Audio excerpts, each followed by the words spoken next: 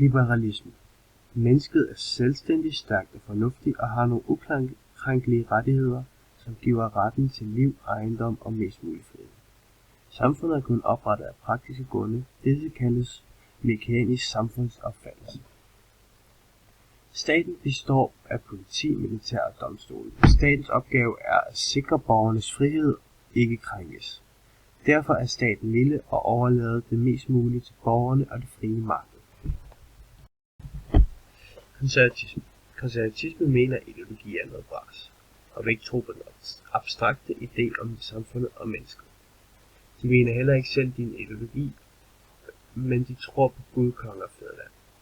Mennesket har en begrænset fornuft og kan tage fejl. Mennesker er individuelt og har hver vores forudsætninger. Det betyder, at samfundsopfattelse er en organistisk samfundsopfattelse, hvor alle har en rolle, men alle roller er dog ikke lige vigtige. Ligesom hvor Gud, konge og fædrelandet ligger øverst, og så kommer alle andre ned efter hvilken rolle de har i samfundet.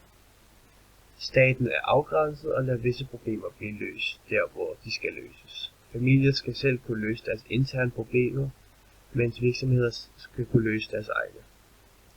Den skal dog ikke være lige så begrænset som i liberalismen, og den skal være med til at sikre vores kulturelle arv. Socialisme.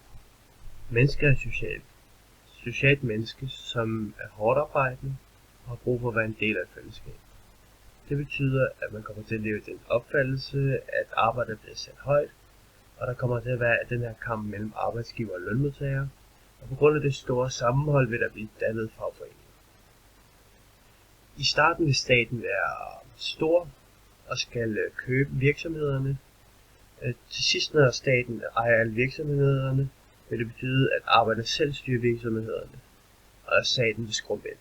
Det vil så medføre den her konflikt mellem arbejdsgiverne og lønmodtagerne, og betalingen vil komme efter den enkeltes arbejders indsats, altså enhver yder efter evne og nyder efter behov. Der er langt færre medlemmer i partierne, end der var i 60'erne.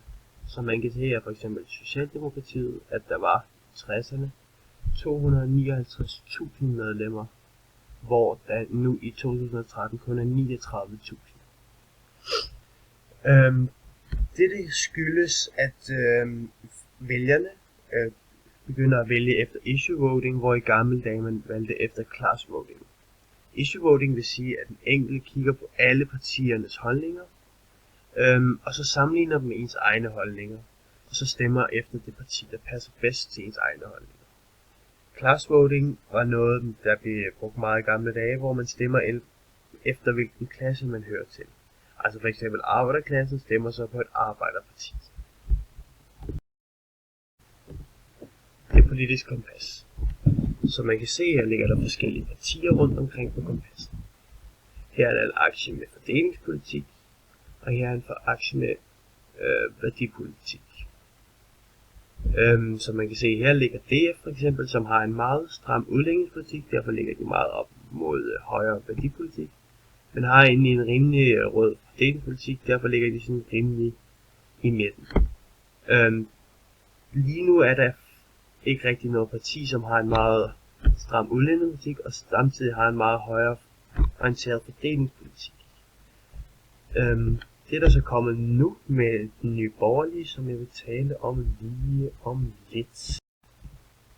Her ses en meningsmåling fra 20. oktober 2016. Som man kan se på den her meningsmåling, at DF her er gået lidt tilbage siden sidste valg.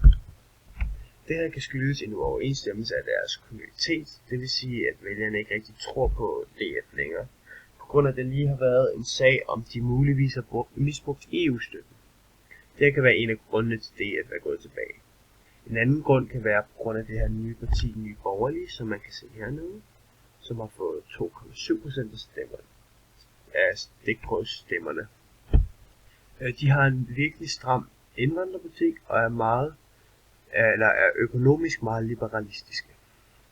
Så der er kommet det her helt blå parti, som de helt blå vælgere kan stemme på. Det kan være derfor, at der er nogen, der er gået fra DF over til Nye Borgerlige. En anden grund til, at Nye Borgerlige har fået 2,7% af stemmerne, kan være ifølge Molins model være interessefaktoren, der spiller ind, fordi de er et helt nyt parti. Så på grund af, at de er et helt nyt parti, kan vælgerne være interesseret i, om der er overensstemmelse med, hvad de siger og hvad de gør. Så de kan skabe den her kontinuitet til vælgerne. Den anden faktor, der skal spille ind, er også den her popularitetsfaktor, som på grund af DF har en meget stram udlændingepolitik, som er meget populært emne her på tiden, så har de måske skaffet stemmer på den her måde.